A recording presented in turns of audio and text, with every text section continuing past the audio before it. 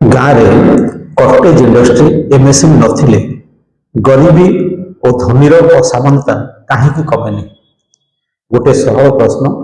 ଗାଁ ଯଦି ଗାଁରେ ଯଦି ଏତେ ଲୋକ, ଏତେ ଜମି, ଏତେ ଶ୍ରମ ରହିଛି, ତେବେ ଗାଁ କାହିଁକି ଗରିବ ରହୁଛି ଆଉ ସହର କାହିଁକି ଧନୀ ହେଉଛି?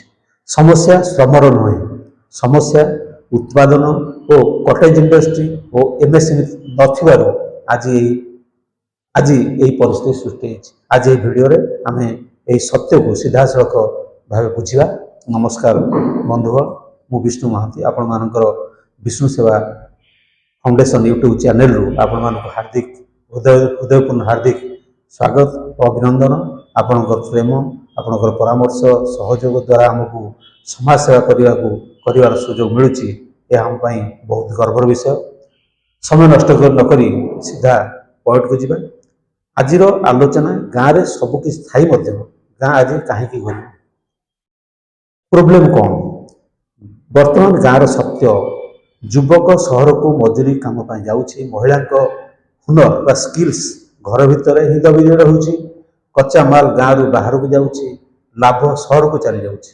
ଗାଁ କେବଳ ଲେବର ସପ୍ଲାଏ କରୁଛି, ପ୍ରଡକ୍ସନ କଣ୍ଟ୍ରୋଲ କରୁନାହିଁ। ଯେଉଁଠି ପ୍ରଡକ୍ସନ ନାହିଁ ସେଠି ୱେଲ୍ଥ କ୍ରିଏସନ ମଧ୍ୟ ନାହିଁ।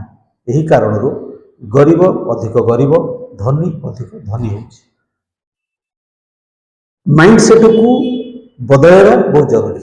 ଆମର ଯେଉଁ ମାଇଣ୍ଡସେଟ୍ ଅଛି, ମାଇଣ୍ଡସେଟକୁ ବଦଳାଇବା ବହୁତ ଜରୁରୀ। ଭାବନ୍ତୁ, ଯଦି ଗାଁରେ ଛୋଟ ଛୋଟ ଇଣ୍ଡଷ୍ଟ୍ରି ଆଉ ଏମଏସଏମଇ ତିଆରି କରାଯାଏ, ଏସଏଚଜି ମାନେ ପ୍ରଡକ୍ସନ କରିବେ, local product, local market, local branding ହେବ, ତେବେ ଯୁବକକୁ ସହରକୁ ଯିବାକୁ ପଡ଼ିବ କି? ମହିଳା ଆୟ କରିବେ ନାହିଁ କି? ସମ୍ମାନ ପାଇବେ ନାହିଁ କି? ଗାଁ ନିଜେ ଇକୋନୋମି କ୍ରିଏଟ ହେବ ନାହିଁ କି? କଟେଜ ଇଣ୍ଡଷ୍ଟ୍ରି ମାନେ କେବଳ କାମ ନୁହେଁ, ଆତ୍ମସମ୍ମାନ ଓ ଆତ୍ମନିର୍ଭରତା। ଗାଁ ପ୍ରଡ୍ୟୁସର ହେଲେ ଦେଶ କନଜ୍ୟୁମର ନୁହେଁ, ଲିଡର ହେବ। ଆର ସଲ୍ୟୁସନ କ'ଣ? ବିଷ୍ଣୁ ସେବା ଫାଉଣ୍ଡେସନର ଭିଜନ ସମ୍ପୂର୍ଣ୍ଣ ସଫା। ପ୍ରତ୍ୟେକ ଗାଁରେ କଟେଜ ଇଣ୍ଡଷ୍ଟ୍ରି ଏମଏସଏମଇ ତିଆରି କରିବାକୁ ହେବ। ପ୍ରତ୍ୟେକ ଏସଏଚଜିକୁ ଏମଏସଏମଇ ସହିତ ଯୋଡ଼ିବାକୁ ହେବ। Skill plus production plus market linkage କରିବାକୁ ହେବ। ବିଷ୍ଣୁ ସେବା ଫାଉଣ୍ଡେସନ ମଡେଲରେ କାମ କରିବାକୁ ହେଲେ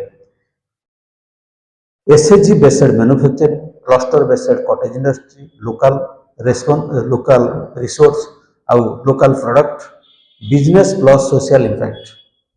ଚ୍ୟାରିଟି ଦ୍ୱାରା ଗାଁ ବଞ୍ଚେନି, ଏଣ୍ଟରପ୍ରାଇଜ ଦ୍ୱାରା ଗାଁ ବଞ୍ଚେ।